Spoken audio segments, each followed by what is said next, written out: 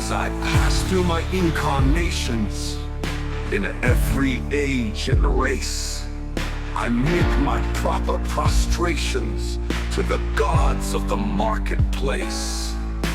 Peering through reverent fingers, I watch them flourish and fall. And the gods of the copybook headings, I notice outlast them all. We were living in trees when they met us. They showed us each in turn that water would certainly wet us, as fire would certainly burn. But we found them lacking in uplift, vision and breadth of mind. So we left them to teach the gorillas, while we followed the march of mankind. We moved as the spirit listed.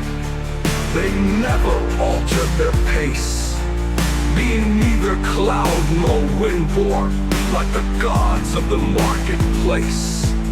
But they always caught up with our progress, and presently word would come that a tribe had been wiped off its ice field, or the lights had gone out in Rome. With the hopes that our world is built on, they were utterly out of touch. They denied that the moon was stilted. They denied she was even Dutch. They denied that wishes were horses. They denied that a pig had wings.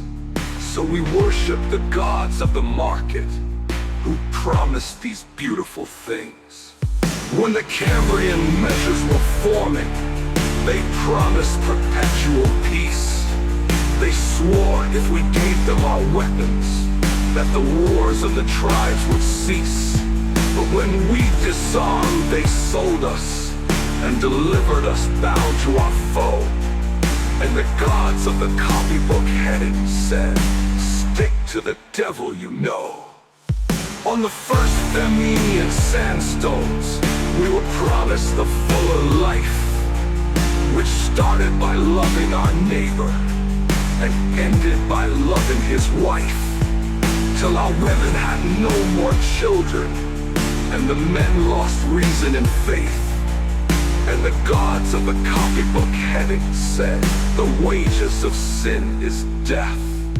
In the Carboniferous epoch, we were promised abundance for all, by robbing selective Peter to pay for collective Paul.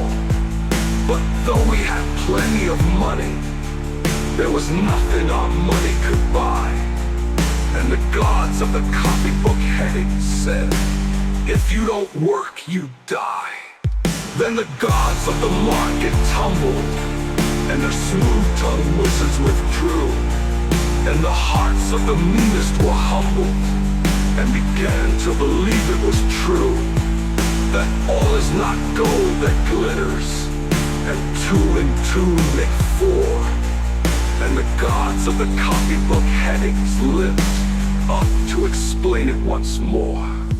As it will be in the future, it was at the birth of man. There are only four things certain, since social progress began: that the dog returns to his vomit, and the soul returns to her mire, and the burnt fool's bandaged finger goes wobbling back to the fire. And then after this is accomplished, and the brave new world begins, when all men are paid for existing, and no man must pay for his sins. As surely as water will wet us, as surely as fire will burn, the gods of the copybook headings with terror and slaughter return.